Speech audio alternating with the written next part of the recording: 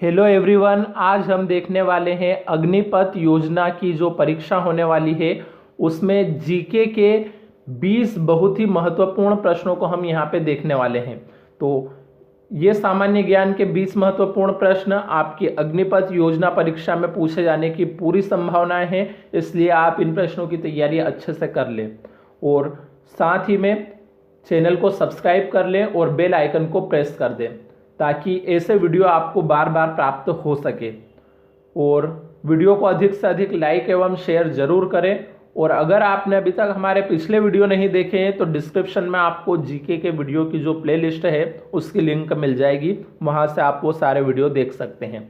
और साथ ही में हमने रीजनिंग की भी सीरीज शुरू कर रखी है, तो अगर आप रीजनिंग के वीडियो देखना चाहते हैं तो उसकी भी लिंक आपको डिस्क्रिप्शन में मिल जाएगी। मतलब आप जीके और रीजनिंग दोनों की ही तैयारी हमारे यूट्यूब चैनल से कर सकते हैं, चाहे आप कोई सी भी एग्जाम दे रहे हों। तो सभी परीक्षा के लिए हमारे पास यहाँ पे जीके के बहुत सारे वीडियो डाल चुके हैं हम, तो आप उनकी तैयारी अच्छे से करें। तो शुरू करते हैं ये आज का वीडियो। इसमें जो सबसे पहला प्रश्न हमारे पास यहाँ पे दिया है वो है, बौद्ध संगीतियों के 4 आयोजकों का निम्न में से सही क्रम क्या है।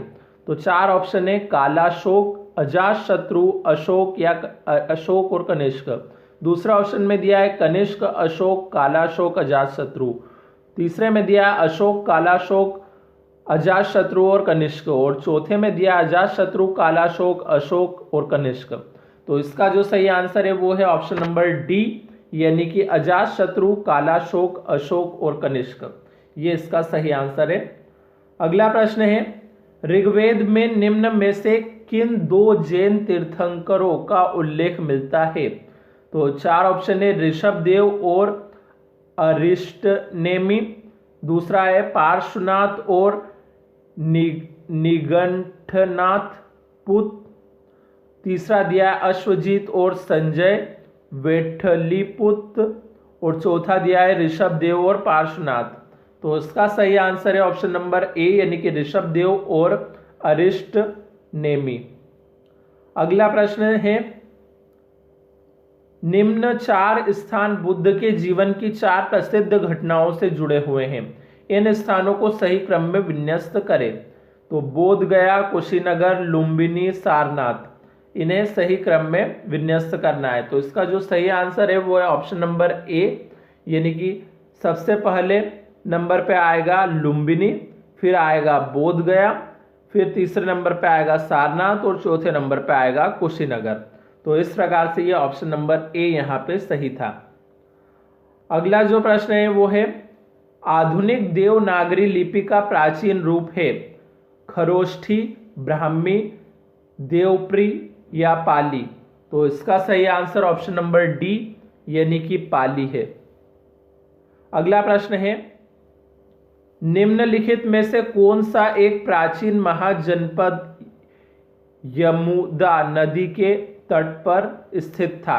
तो 4 ऑप्शन है, अंग, अवंती, मत्स्य या वत्स्य। तो इसका सही आंसर है ऑप्शन नंबर डी, यानी कि वत्स। अगला प्रश्न है, निम्न राजाओं पर विचार कीजिए, अजातशत्रु, बिंदुसार, प्रसेनजीत, इनमें से कौन कौन बुद्ध के समकालीन थे। तो 4 ऑप्शन है, केवल 1, 2 और 3, 1 और 3 या 1, 2 और 3। तो इसका सही आंसर है ऑप्शन नंबर सी, यानी कि 1 और 3। तो पहला और तीसरा मतलब अजातशत्रु और प्रसेनजीत, ये दोनों समकालीन थे, किसके, बुद्ध के समकालीन। अगला जो प्रश्न है वो है, मगध के राजा अजातशत्रु का सदैव किस गणराज्य के साथ युद्ध रहा। तो वैशाली, कपिलवस्तु, दोनों के साथ या किसी के साथ नहीं। तो इसका सही आंसर है ऑप्शन नंबर ए, यानी कि वैशाली। अगला प्रश्न है, सिकंदर के हमले के समय उत्तर भारत पर निम्नलिखित राजवंशों में से किस एक का शासन था। नंद, मौर्य, शुंग या कण्व। तो इसका सही आंसर ऑप्शन नंबर ए, यानी कि नंद है। अगला प्रश्न है, झेलम नदी के किनारे प्रसिद्ध वितस्ता का युद्ध किन किन शासकों के बीच लड़ा गया था। तो चंद्रगुप्त मौर्य एवं सेल्यूकस, धनानंद एवं चंद्रगुप्त मौर्य, पोरस एवं सिकंदर, या सिकंदर एवं आम्भी। तो इसका सही आंसर है ऑप्शन नंबर सी, यानी कि पोरस एवं सिकंदर। अगला जो प्रश्न है वो है, सिकंदर भारत को जीते बिना ही यहां से वापस क्यों लौट गया? तो चार ऑप्शन है, भारतीय नरेशों की बहादुरी के कारण, सिकंदर काफी समय से बाहर था, उसके सैनिक लंबे समय से अपने देश से निकले होने के कारण थक गए थे, इस कारण उन्होंने आगे बढ़ने से इनकार कर दिया, और चौथा है, भारत उसे वीराना एवं गरीब लगा। तो इसका जो सही आंसर है वो है ऑप्शन नंबर ए, यानी कि भारतीय नरेशों की बहादुरी के कारण। अगला जो प्रश्न है वो है, भारत में सिकंदर की सफलता का कारण क्या था? तो वह शक्तिशाली था, भारत में कोई केंद्रीय शक्ति नहीं थी, वह अच्छा प्रशासक था, या उसे भारतीय शासकों ने सहायता दी।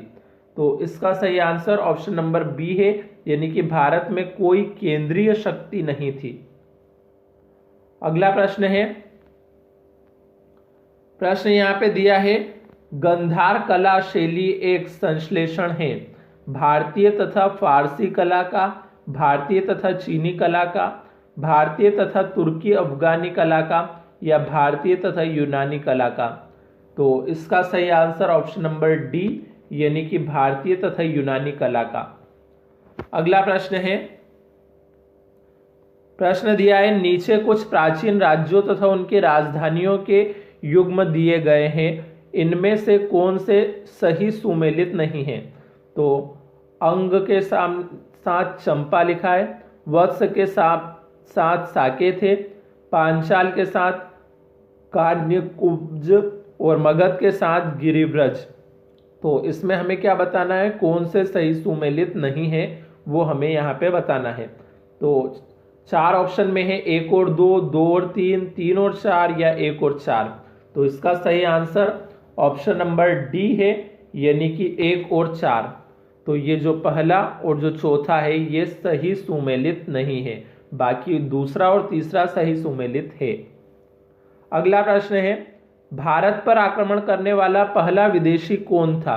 तो साइरस, डेरियस प्रथम, अग्रमीज, या जेरेक्सस। तो इसका सही आंसर है ऑप्शन नंबर ए, यानी कि साइरस। साइरस इसका राइट आंसर है। अगला प्रश्न है, बिंबिसार ने अपने राजवेद जीवक को किस राज्य के राजा की चिकित्सा के लिए भेजा था? कौशल, अंग, अवंती, या वैशाली। तो इसका जो सही आंसर है वो है ऑप्शन नंबर सी, यानी कि अवंती। तो अवंती इसका राइट आंसर है। अगला प्रश्न है अब हमारे पास यहाँ पे, निम्न में से किस शासक ने अवंती को जीतकर मगध का हिस्सा बना दिया? अजातशत्रु, बिंबिसार, शिशुनाग, या महापद्मनंद। तो इसका सही आंसर ऑप्शन नंबर सी है, यानी कि शिशुनाग। अगला प्रश्न है, बिंबिसार के शासनकाल में किस क्षेत्र में साम्राज्य विस्तार की प्रवृत्ति का विकास होता है? पूर्वी भारत, उत्तरी भारत, दक्षिणी भारत, या पश्चिमोत्तर भारत। तो इसका सही आंसर ऑप्शन नंबर बी, उत्तरी भारत है। अगला प्रश्न है, नंद वंश के संबंध में निम्न में से कौन सा कथन सत्य है?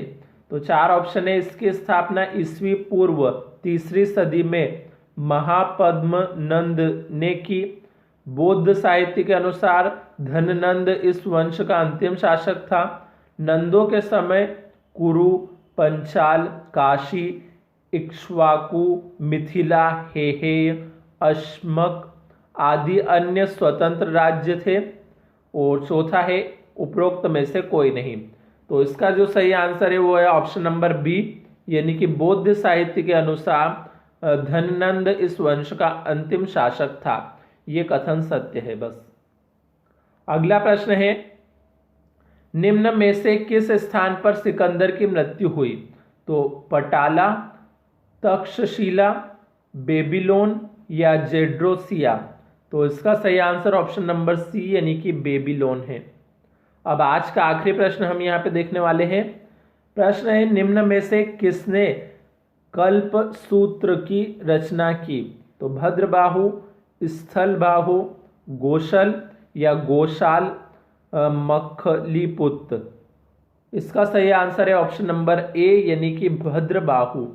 तो इस प्रकार से आज हमने ये सामान्य ज्ञान के 20 प्रश्नों को देखा है जो कि आपकी अग्निवीर योजना की जो भी परीक्षा होने वाली है उसके लिए बहुत ही महत्वपूर्ण है, जिन्हें पूछे जाने की संभावना बहुत ही ज़्यादा है। तो साथ ही में आप दूसरी किसी एग्जाम की तैयारी कर रहे हैं तो भी इन प्रश्नों की तैयारी कर सकते हैं, क्योंकि ये सभी एग्जाम के लिए बहुत ही महत्वपूर्ण है। तो मिलते हैं अब अगले वीडियो में कुछ नए प्रश्नों के साथ, तब तक के लिए धन्यवाद।